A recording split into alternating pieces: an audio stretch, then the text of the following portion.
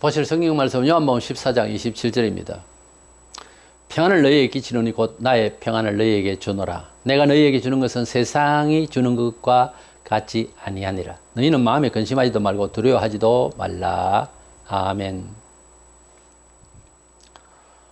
예수를 믿고 천국을 갈 수 있게 되었다고 하는 마음은 죄에서 해방되었고 그 마음속에는 설명할 수 없는 인생을 승리한 평강이 있어야 됩니다. 평안이라는 주제로 말씀을 나누고자 하는데 로마 14장 17절에 보면 하나님의 나라는 먹는 것과 마시는 것이 아니고 오직 성령 안에 있는 의와 평강과 희락이라. 그래서 이 평안이라고 하는 것은 물질과 돈과 명예와 이 모든 것들로서는 도저히 만들어낼 수가 있는 것이 아니에요. 그건 약간 한계가 있어요. 약간 어느 정도 가다가 한계를 느끼게 되고 돈이 아무리 있어도 우리에게 끝까지 무슨 일을 닥쳐도 평안을 유지한다고 하는 것은 어렵습니다. 어렵습니다. 사람이 가지고 있는 것 중에서 가장 행복한 것이 있다면 마음의 평강일 것입니다. 그렇지 않습니까? 편하나 이렇게 묻잖아요, 보통. 별일 없고 편하냐고. 편하지 않으면 뭐예요? 대통령 자리에 있어도 편하지 않으면 어떻게 하죠? 부자인데 편하지 않으면 어떻게 해요? 100평짜리 아파트에 있는데 편하지 않으면 어떻게 해요? 합니까?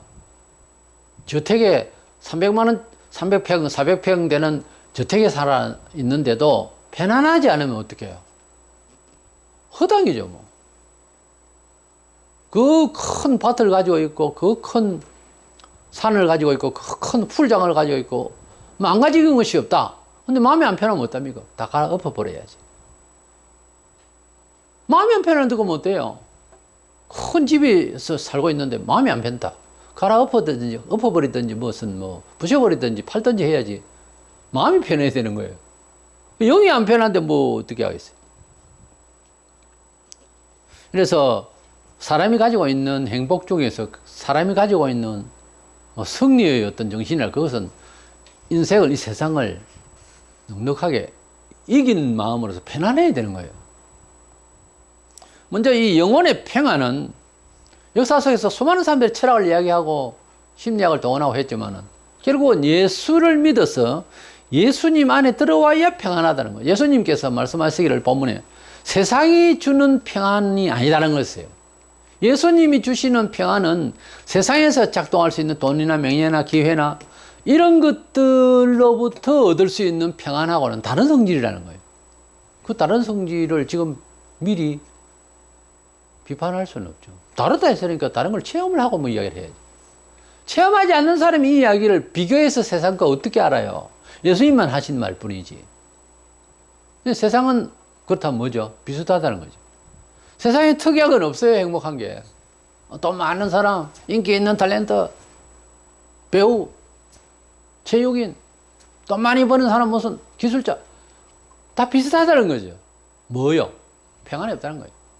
진정한 영혼은 평안이 없다는 거예요. 교육과 문화, 이런 모든 것들 충족을 한다고 해서, 그것은 평안할 것이다. 대부분 그렇게 착각을 갖고 있어요. 아니던데 하면서 계속 더 채우면 괜찮겠지. 아니거든요. 아니라니까. 등신이 하는 생각이에요. 세상을 그렇게 살면서도 솔로몬이요, 우리가 지구촌에서 전무후무할 겁니다. 그렇게 많은 영화를 누리고 임금으로서 허당이다, 세상은. 한마디로 너무 헛되다게 바람 잡는 인생이라고. 만족이 없다는 거예요. 그래 말했는데 또 그렇게 아닐 건데 하고 돈 축적을 위해서 남의 영혼을 망가뜨리거나 남을 비하하고 남을 죽이고 내가 살라고 하고 그래서는 되겠습니까? 아니, 우리가 솔로몬은 못 되었지만은 그렇게 경험한 사람의 이야기를 들을 수는 있잖아요. 우리가 경험하지 못한 분야별 앞에는 항상 보면 희생타가 있어요. 임상적으로 되어진 일들을 우리가 거울 삼아서 바른 길로 가야죠. 이사야 48장 22절에 여호와께서 말씀하시되 악인에게는 평강이 없다 하셨느니라 그랬어요. 평강을 말하나 그들에는 평화가 없다 그랬어요. 악인들, 이거는 이제 불신자를 말해요. 하나님을 떠나 있는 영혼 상태. 그러니까 불신자. 불신자에게 저 사람 참 행복하겠다. 담을 높이 세우고 집을 아주 육조강에 지어놓고 잘 살고 외제차를 타고 다니면서 행복하겠다. 그 집구석에 들어가 보면 꼭 보면 한 놈이 장애가 있다든지 거의 그래요. 꼭 보면 어떤 집구석에 무슨 큰 아픔이 숨어 있어요. 모든 것이 다 좋을 것 같아. 그렇지 않다니까요. 말 못하는 사정이 다 있어요. 집구석마다. 그러니까 세상에서 가지고 있는 문화적 형편, 교육적 형편, 그것으로 충족되면 행복할 것이다라고 하는 방정식은, 그런 답은 없다는 것으로 답을 알고 그게 미혹을 받으면 안 된다고 말이에요. 예수 안에서 받은 은혜에 대한 그 행복, 평안에 대해서 간증을 한번 들어보세요. 도저히 살아남기가 어려운 지경까지 간 사람이 예수 이름 하나 붙잡고 삶을 회복하고 나눔을 하고 인생 살아가는 사람 너무너무 많습니다. 그래서 예수 안에 들어오면 평강을 받아야 되는데, 만약에 우리가 그리스도인으로서 몇 년을 믿고 몇십 년까지 믿는데 내 마음에 평강이 저 밑에 반석이 안 돼 있으면은 이건 참 곤란한 문제입니다. 10년을 믿어도 맨날 헤매고 그런다면은 맨날 뭐 좋다 나빴다가 마음에 영적인 평강을 도저히 인생의 근본적인 해결이 안 되고 이런다면 맨날 불만하다 세상 살다가 그래 죽겠다 이 말 아닙니까? 조그마한 비난도 못 받고 조그마한 핍박도 못 받아내는 거예요. 내 마음에 평강이 있고 내 마음에 구원의 영생이 딱 들어있으면은 어떤 도전이 올 때에 자꾸 그거 간에 관계도 없어요. 때에 좀 유연하게 대처할 수 있는 그런 그게 되어 있어야 됩니다. 근데 세상을 믿고 사는 사람은 조그만 이제 길을 거슬치면은 경기를 이렇게 그냥 말 쏟아내죠. 왜 그럴까는 간단해요. 마음의 영혼의 구원의 평강이 없어 그래요. 내 마음에 세상을 이미 이겼고 세상 뭐 갈기갈기 내 몸까지 찢어간다 하더라도 별 볼 일 없더라. 이걸 아는 사람은, 이걸 깨우친 사람은 그렇게 분노 안 해요. 근데 아직까지 세상에 내 몸을 의탁하기 때문에 분노를 하는 거예요. 원래 정보가 없으면 화내요. 원래 지식이 없으면 무식하면 화내요. 의분 말고요. 일반적인 화는. 근데 인생에 대해서 정보를 제대로 딱 파악하면, 성경적으로 파악하면 별 볼 일이 없기 때문에 인생 거 가지고 뭘 하는 일에 대해서는 별로 분노 안 내요. 그게 안 돼 있는 사람이 겁을 내고 불안하고 분노 내는 거예요. 정보가 없거든. 공부를 안 했거든요. 심각하게 인생을 비판 못 해봐서 그래요. 딱 바닥을 알아버리면 별거 안 해요. 두 번째로 이 평안을 얻는 조건이 있어요. 그렇다면 예수 믿고 평안해야 되는 것이 정당한데 그게 긴가 민가 싶고 잘 안 된다고 하는 사람은 이 말씀을 잘 들어야 됩니다. 예수 믿는다는 명목은 예배당에 다니고 어떤 교회를 다니고 어떤 교단을 따라서 직분을 가지고 뭐 이런 것으로서 평안이 올 것이다. 그건 넌센스입니다.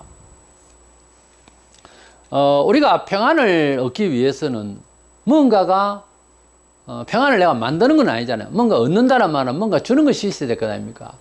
하나님께 내가 어떤 태도를 취해야 되느냐. 빌립보 4장 9절에 너희는 내게 배우고 받고 듣고 본 바를 행하라.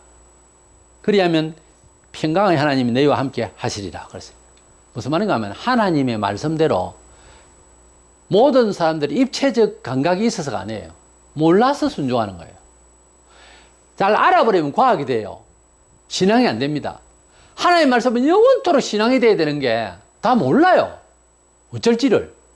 근데 하나님의 말씀대로 살아보면 이제 조금씩 차이가 있겠지만 깨우쳐요. 하나님의 말씀대로 따라가면 설명할 수 없이 찾아오는 평강이 있어요. 생겨요, 그게. 주어져요. 그래서 평강은 하나님의 말씀 안에 있어요. 예수님이 평강의 왕이라고. 이 평강이라고 하는 세상에서 받지 못한 평안인데 세상에서의 평강은 비슷하고 유한되고 힘이 없어요. 책임 못 지고. 근데 세상은 여러 방식의 선생이 계속 이야기를 해 지어내고 하지만 평강스럽지 못해요. 우리가 삶을 평안한 지구촌을 놓고 얻는 말하고 있어요. 불안한 지구촌이죠. 근데 우리가 평강을 얻는 것은 방법이 딱 한 가지예요. 하나님의 말씀을 생활에 적용을 해보는데 굉장히 몸이 들어가요. 힘들어. 당장 뭐 주일날 장사 잘 되는 걸 문 내리고 예배를 드리고 오늘 주일날만 장사 안 하겠다 가령 이건 뭐 힘들죠 현실적으로. 근데 그렇게 해보면 놀라운 계산하지 못한 것들이 이루어질 때 그것을 계시라고 그래요. 아포칼립시스라는 것은 뚜껑을 열어주셔야 안에 뭐가 되는 것이 보인다는 거예요. 하나님의 말씀을 계시의 말씀이라 그러거든요. 창세기 1장 1절부터 요한계시록 20장 2장 끝절까지 계시의 말씀, 여호와 하나님의 계시의 말씀이에요. 성경 말씀은 계시의 말씀이라는 다른 말로 말을 할 수 있어요. 하나님의 계시의 말씀이에요. 계시는 뭐다? 숨겨져 있는 것을 뚜껑을 열어서 보여주시지 않으면 볼 수가 없는 거예요. 때문에 성경의 성격은 그렇습니다. 지뢰 짐작도 과학적으로 학문적으로 아무리 분석을 해서 요것이다 하고 제대로 다 알 수가 없는 거예요. 경험을 통해서 알아요. 태양빛 그리고 허브향 아름다운 꽃빛깔 대자연이 풍겨주는 것 문학인마다 다 다르게 설명하고 사람마다 다 다르게 말합니다. 햇빛이 쨍쨍 찌다 해야 되나 화끈하다 해야 되나 뜨겁다 해야 되나 무섭게 빛나다 해야 되나 뭐 어떻게 해요. 체험을 하면서 서로 소통하는 거지. 이런 표현으로 정확하게 말해 줄 수 있는 언어가 없어요. 세상에서도. 근데 하나님의 말씀이 더 그렇다는 거예요. 체험하니까 알겠고 알겠다는 그 심정을 결론적으로 깨달았다는 것은 서로 소통이 되는데 꼭 이렇게 천국을 이해하라고 하는 말이 안 된다는 거예요. 그래서 그것을 형상이나 모양이나 꼭 그림을 그대로 입체적으로 말하자면 성경에 나온 말대로만 통일돼야 되겠죠. 근데 그것을 감동을 받는 성격은 사람마다 다 다르더라는 거지. 근데 그것을 평강이라는 이름으로 세상을 이기는 믿음의 평강이라는 이름으로 그렇게 살려고 하면 말씀대로 살아봐야 된다. 말씀대로 안 살아보면은 알 수가 없다. 예배당 1000날을 다니고 10,000년을 다녀도요 순종하지 않으면은 고무줄이에요. 딱 땡기다 놔버리면 탁 가버려.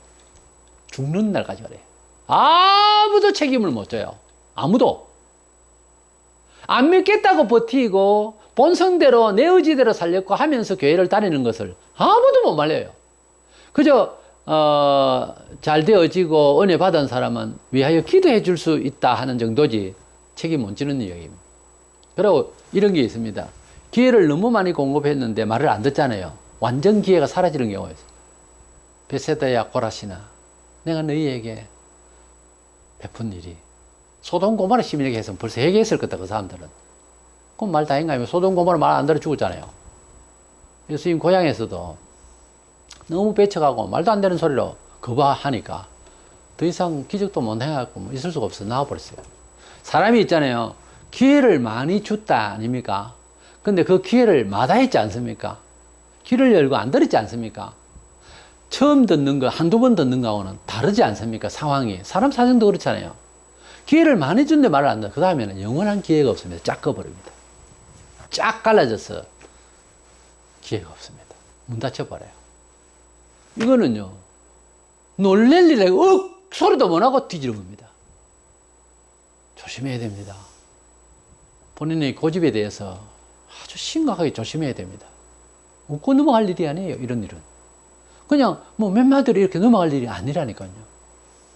교인 중에서 지옥 갈 사람이 없다고요? 천입니다. 목사가 어떻게 그런 말 하시나?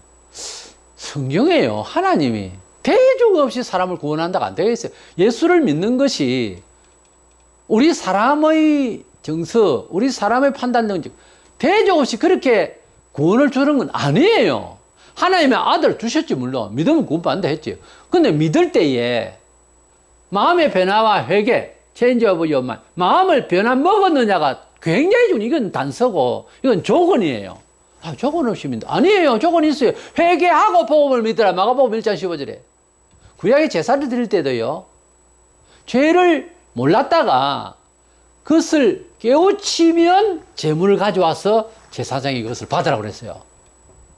이거 교인들이 오해를 참 많이 하는데, 그냥 믿습니다. 아, 믿습니다. 그거 주술이에요. 또 어떤 사람 교양적으로 잘 때, 교양이 아닙니다, 신앙은. 윤리와 교양 하나 따지면 사람 몇지 구원받겠나? 그거 아니에요. 믿으면 구원을 주시는데, 그 믿는다는 것의 그 관통을 할 때 관문이 마음에 회개가 있어야 되는 거예요. 죄를 회개한다는 것은 삶의 방식이 바뀌는 거예요. 상당히 고통이 오죠. 나 이런 식으로 하면 참 불편한데 내 스타일이 아닌데 싶은 게 너무너무 고통스러운 거예요. 남이 대신할 수가 없다니까요. 자기 마음을 누가 가져가? 하나님 말씀 안에서 하다못해 인생 길게 보세요. 한번 투자해 보세요. 바보 한번 되어 보세요. 말씀대로 아, 예. 본인은 그게 아닙니다. 본인은 그래도 예, 뭐든지 예. 계속 하고 가다 보면 완전 바보 되죠. 근데 놀랍습니다. 놀라운 지혜가 생겨요. 새로운 관측 능력, 판단 능력이 확 생기는 게 사람이 완전히 세상 달리 봅니다. 그러면서 내 주변이 다시 보이죠. 그걸 보듯이. 나 왜 이렇게 살고 있나? 완전히 부끄럽도록 불에 타듯이 얇은 종이 타듯이 확 타서 없어지고 새로운 존재의 감각으로 완전히 인생 새로 사는 거죠. 그래서 삶의 추세도 달라지고요. 사람이 완전히 바뀝니다. 하나님께서 주시는 은혜는 지식이 내게 많이 주면 좋아질 것이다. 천만에요. 무식해도 놀라운 지혜가 발휘합니다. 하나님께서는 오늘 또 공평하신 하나님이시기 때문에 지식 유무 관계 없습니다. 인품 관계 없습니다. 가족 관계 없습니다. 하나님 많이 사랑하는 사람은 은혜 받습니다. 이것을 아시고 안식일 계명은 특별히 우리 생활에 적극적으로 환란이 올 수도 있어요. 주일날마다 예배하려고 하고 하는 생활을 바꾼다고 하는 것은. 그런데 놀라운 것은 우리에게 평강을 주시는 방법에 있어서 예수님을 믿고 제일 처음에 안식일과 그리고 감사헌금 얼마라도 하면서 억지로 해보면 참 좋을 거예요. 어쨌든 말씀을 따라서 산다는 것, 하나님의 말씀대로 산다는 것은 사실상 교인이 돼가지고 주일날 예배를 잘 드려야 돼요. 주일 성수를 잘 해야 돼요. 그거부터 하라는 거죠. 예를 들어서. 그리고 말씀을 따라서 살 때 예배 때에 감사도 할 줄 알고 하다 보면 놀라운 생각들의 변화가 와요. 뭐 사회상식적으로 윤리적으로 바르게 살고 뭐 사랑운동한다 합시고 봉사활동 많이 하는 것이 실질적으로 예수를 잘 믿는 것 아니냐면 물론 그런 것도 뜻은 있죠. 근데 그것보다 예배를 잘 드리고 하나님을 감사하고 교회 중심으로 잘 살아가는 것부터 해보세요. 말씀을 따라 산다는 것은 그런 뜻이에요. 그래서 성경을 읽어야 들어야 배워야 할 것 아닙니까? 아무것도 모르고 뭘 따라가요? 하나님 말씀대로 잘 살아가 보면 평강이라는 이 단어의 입체적인 뜻을 알아요. 마음에 봄볕처럼 환하게 옵니다. 그러면 사람이 내가 어떻게 변하리라 이건 안 돼요. 저절로 변해지는 게 귀한 거죠. 이래서 사람이 달라질 수 있는 기회를 얻는 저와 여러분 되시기를 축원합니다.